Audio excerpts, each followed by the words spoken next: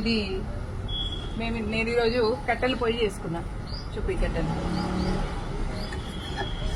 అయితే ఎల్పిజి అయిపోతే ఇట్లా కట్టెల పొయ్యి పెట్టుకోనన్నా మనం తినొచ్చు. ఇది కూడా లేకపోతే బతికుంటే మనం ఇంత అంబల్ దాగి బతకొచ్చు. అట్లా కాకుండా కాంగ్రెస్ కానీ ఇప్పుడు అధికారంలో ఉంటే మనకు పానాలు కూడా ఉండేది. ఈ పొయ్యి లేదు, అంబల్ లేదు, ఈ పాటికి ఎప్పుడో అయిపోయేటోళ్ళు. కాబట్టి నరేంద్ర మోదీ ప్రభుత్వానికి, భారతీయ జనతా పార్టీకి మనం సపోర్ట్ చేసినట్టే, మన లైఫ్స్ కి మనం సపోర్ట్ చేసుకున్నట్టే, మన సర్వైవల్ ని మనం కాపాడుకున్నట్టే. Stand with Modi, stand with BJP. జై హింద్, జై భారత్. మేము ఇప్పుడు ఛాయ్ చేసుకుంటున్నాం. మంచిగా పొయ్యి పెట్టుకున్నాం. ఇదేం పెద్ద సెటప్ లేదు. జస్ట్ ఇటుకలు పెట్టేసాం, 2 కట్టెలు వేసిద్దాం, పొయ్యి ముట్టించుకుని ఇగో ఇంకా మంచిగా ఛాయ్ చేసుకుంటున్నాం. ఛాయ్ వండుకొని ఛాయ్ కాసుకొని ఇప్పుడు నేను మా కిస్మత్పూర్ ఓబీసీ మోర్చా సభ్యులు, కార్యదర్శి గణేష్ అన్న ఇద్దరం కూర్చొని ఛాయ్ తాగబోతున్నాం. మళ్ళీ ట్రేలో 2 గ్లాసెస్ తెపోమా. చూపి ఛాయ్ చూపి గణేష్ అన్న.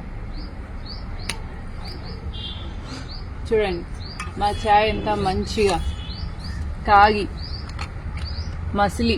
అసలే పొయ్యి మీద ఛాయ్ కానీ పొయ్యి మీద వంట కానీ చేస్తే అవి టేస్ట్ మంచిగా ఉంటాయి.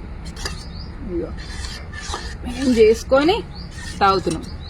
అంతేగాని బయట అక్కడ యుద్ధం అయ్యి దేశాలన్నీ కాలిపోతుంటే, మనుషులంతా చచ్చిపోతుంటే బాంబులు వేలి, పోనీ మన శత్రు దేశమైన పాకిస్తాన్, ఆఫ్ఘనిస్తాన్ కూడా ఒకరినొకరు కొట్టుకొని వస్తుంది. ఒకరి మీద ఒకరు బాంబులు వేసుకుంటుంది. ఎవరికైనా మన మీద బాంబు వేసే దమ్ముందా? లేదు. ఎందుకంటే నరేంద్ర మోదీ ఉన్నాడు కాబట్టి. నరేంద్ర మోదీ అంటే ఒక్కొక్కరికి ప్రపంచం అంతా. అదే మన దేశంలో ఉన్న కుక్కలకు, పందులకు, ఈ గొర్రెలకు మోదీ ద్వేషం. Anti Hindu, anti BJP, anti RSS. పొద్దున్న లేస్తే పండేదాకా మోదీని, ఆర్ఎస్ఎస్ ని తిట్టడంతో వీళ్ళు దేనికి పనికిరారు. వీళ్ళు ఇరాన్ కి మోదీ ఫ్రెండ్, యుఎస్ కి మోదీ ఫ్రెండ్, ఇజ్రాయెల్ కి కూడా నరేంద్ర మోదీ ఫ్రెండ్. ఇలా ముగ్గురికి కూడా నరేంద్ర మోదీ ఒక మాట చెప్తే యుద్ధాన్ని ఆపగలరు. కానీ వాళ్ళ ముగ్గురికి ఎట్లా చెప్పాలా అన్న విషయంతో నరేంద్ర మోదీ ఆలోచిస్తున్నాడు.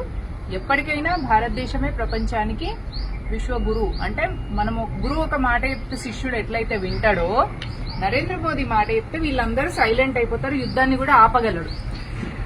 అయితే బయట చలికాలంలో, ఇప్పుడు వర్షాకాలం కానీ చలికాలంలో కానీ బాగా చలి పెట్టినప్పుడు ఇంట్లో కూడా మనకు చలి పెడుతుంది.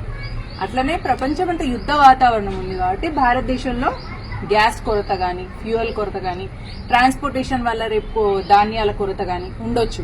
కాబట్టి టెన్షన్ పడొద్దు. మనకు కేవలం మన డే టు డే లైఫ్ లో ఉండే వాటికి కొరత ఉంటుంది. అంతే తప్ప మన జీవితానికి ప్రమాదం, మన పిల్లల భవిష్యత్తుకు ప్రమాదం లాంటివి ఉండవు. ఇరాన్ లో ఎట్లయితే వాళ్ళ జీవితాలకే ప్రమాదంగా ఉన్నది, అట్లాంటి ప్రమాద స్థితి మన దేశంలో ఉండదు. And at the same time మనం అమెరికా లాగా దేశాన్ని భ్రష్టు పట్టించాం. వేరే దేశాల ఉసురు పోసుకొని దేశాన్ని నాశనం చేసి ఆ దేశ సంపదతోని మన దేశాన్ని, మన ఇల్లుని చక్కడు పెట్టుకునే అట్లాంటి నీచమైన ఆలోచన కూడా మనకు ఉండదు. మనం అందుకే విశ్వగురు. అర్థం చేసుకోండి. మోదీతోని నిలబడండి, భారతీయ జనతా పార్టీతో నిలబడండి.